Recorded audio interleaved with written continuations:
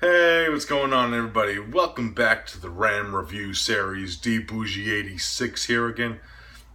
Now, the film I got for you guys today is a film that was released this year through Wild Eye Releasing. It's a film I have heard of and I've been wanting to check out for a while. And I was kind of interested when Wild Eye announced that they were putting it out here in the States. And that, of course, is Hotel Inferno. Yes.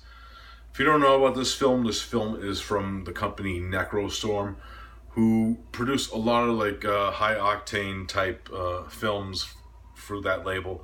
Of course, most famously, they released Adam Chaplin and Judy and Tater City, to name a few of the ones I've known and seen. And this is one that I've been wanting to check out for a while, and Wild Eye announced it and put it out here in the States.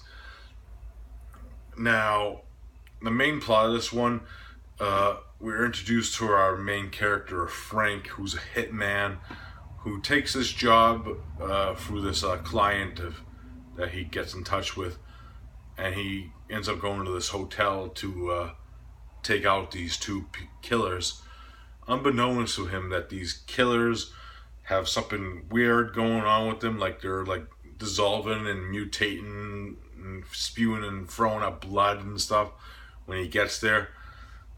And he ends up getting into a fight with his client and tell him that he's gonna leave right away, but unbeknownst to him, the client actually owns the hotel that Frank is at, and his henchmen are on his tail. Now, these henchmen aren't your normal henchmen. They're kind of like in the same state as the two killers that Frank killed, and they're like mutated and stuff. So he has to kill his crew to get out of this hotel situation, pretty much. That is pretty much the main plot of the film without going too spew into it. Now, when I was getting into this, I knew about it going into it, kind of. And the first thing is, this film is all by POV.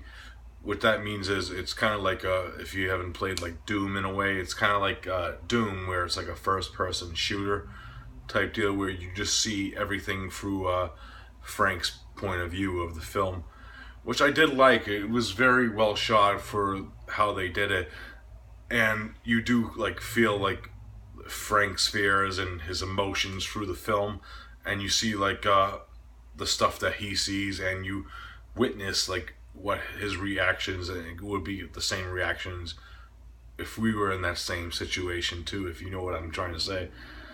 But it's really, really well shot. Guillermo del Sante does a great job directing this film. It has like this high octane synth score, which was really pulsating throughout. I really dug the synth score of this one. Now, if you haven't seen a Necrostorm film before, this film has some awesome gore in it.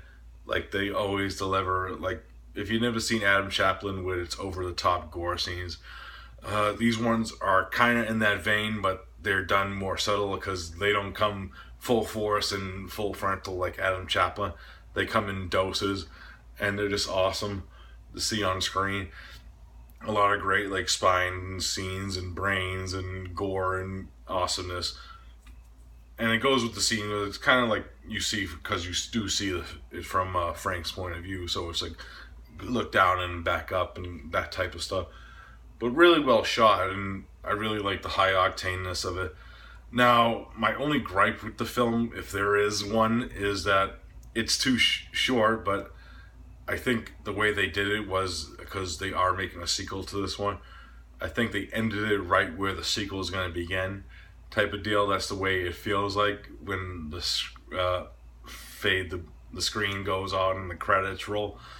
That's all I'm going to give away with the ending.